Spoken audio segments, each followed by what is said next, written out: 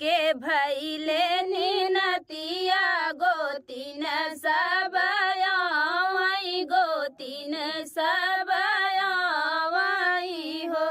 बहुअरी अंगने में ठाढ़ी भई गोतिनिया पीढ़ैया दे बैठावऊ पीढ़ैया दे बैठावऊ हो बहुअरी अंगने में ठाढ़ भई गोतिनिया पीढ़ैया दे बैठावऊ पीढ़ैया दे बैठावऊ हो एक मोरे गोद में गदलवा दूसरे चुनरी भारी दूसरे चुनरी भारी हो सासू तीसरे मई बाबा के दुलारी पीढ़ैया कैसे दे बाई पीढ़ैया कैसे दे बाई हो सासू ऐसरे मई बाबा के दुलारी पीढ़ैया कैसे दे बाई पीढ़ैया कैसे दे बाई हो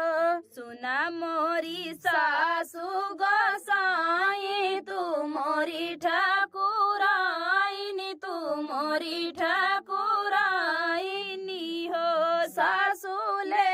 तू नया पानी पीढ़ाइया गोतिनिया बाई ठावऊ गोतिनिया बाई ठावऊ हो सासू ले तू नया पानी पीढ़ाइया गोतिनिया बाई ठावऊ गोतिनिया बाई ठावऊ हो तोरे नैहर के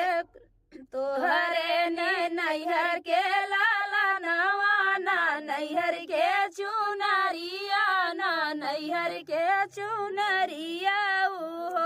बहुअरी भेजी दे बई तोहर ने नैहरवा दुलार झरी जाई है दुलार झरी जाई है हो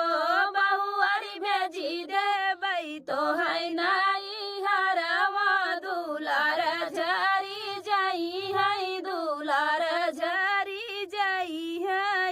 हो बलका सुत भई माई पलना ता चुनरी संभल बाई ता चुनरी संभल बाई हो सासू अंगने में ठाढ़ी गोतिनिया ओन्हाई बाई ठाई बाई ओन्हाई बाई ठाई बाई हो सासू अंगने में ठाढ़ी गोतिनिया ओन्हाई बाई ठाई बाई ओन्हाई बाई ठाई बाई हो।